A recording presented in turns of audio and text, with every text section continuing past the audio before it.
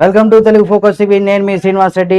ఈరోజు దేశవ్యాప్తంగా లక్షలాది మంది ప్రభుత్వ ఉద్యోగులకు సంబంధించి వారి భవిష్యత్తుకు సంబంధించి ఒక కీలకమైనటువంటి ప్రక్రియకు సంబంధించి వార్త ఇది. తప్పనిసరిగా కేంద్ర ప్రభుత్వానికి సంబంధించినటువంటి ఉద్యోగులందరూ కూడా తప్పనిసరిగా దీని గురించి తెలుసుకోవాలి, షేర్ చేయాలి కూడా. అయితే 8వ పే అంటే 8th పే కమిషన్ తొలి అధికారిక సమావేశం. దీంతో ఉద్యోగులకు భారీ డిమాండ్లు అయితే వినిపించాయి.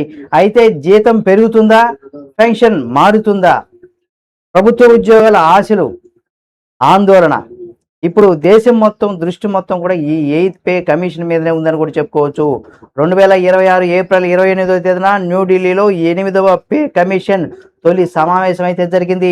అయితే ఈ సమావేశంలో దాదాపు 36 లక్షల మంది కేంద్ర ప్రభుత్వ ఉద్యోగులు జీతాలు, పెన్షన్, అలవెన్సులు కీలకమైనటువంటి చర్చలు కూడా జరిగాయి.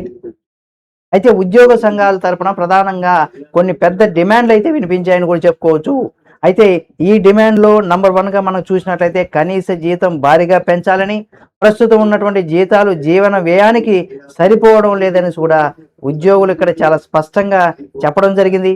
అయితే కనీస బేసిక్ పేను కూడా 69,000గా నిర్ణయించాలని కూడా డిమాండ్ అయితే చేశారు.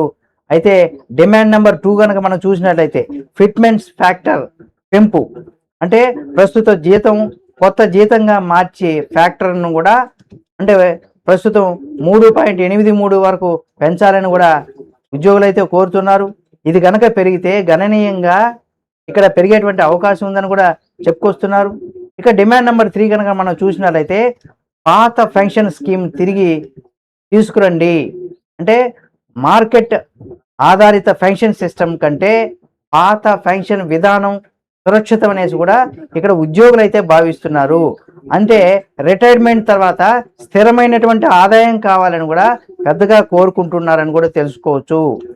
అయితే డిమాండ్ నెంబర్ 4 కనుక మనం చూసినట్లయితే అలవెన్సుల పెంపు, అంటే హెచ్ఆర్ఏ, ట్రాన్స్పోర్ట్ అలవెన్సులు, ఇతర భత్యాలు ప్రస్తుతం ద్రవ్యోల్బణానికి సరిపోవడం లేదని కూడా అభిప్రాయం వ్యక్తం చేశారు.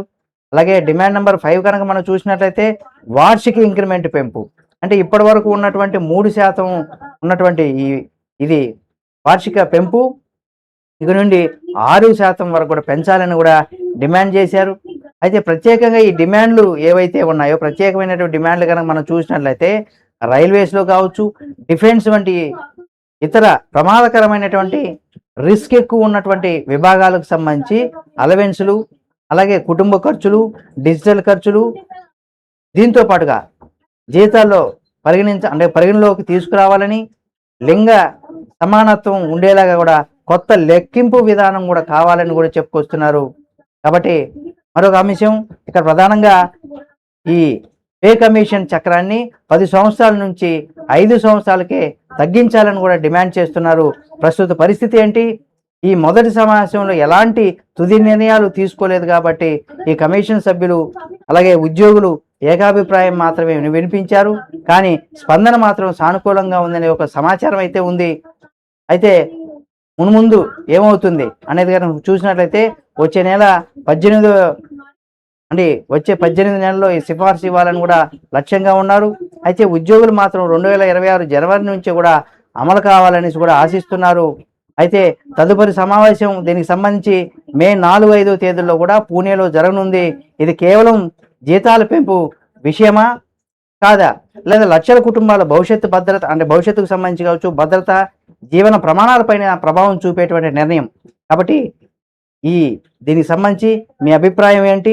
జీతం ఎంత పెంచాలి అనే దానికి సంబంధించి కామెంట్ చేయండి. ఈ వీడియో నచ్చితే లైక్, షేర్ చేయడం మాత్రం మర్చిపోకండి. ఇలాంటి మరిన్ని అప్డేట్స్ కోసం మన Telugu focus TV channel subscribe చేసుకొని పక్కన ఉన్న బెల్ బటన్ ఒకటి మాత్రం మర్చిపోకండి.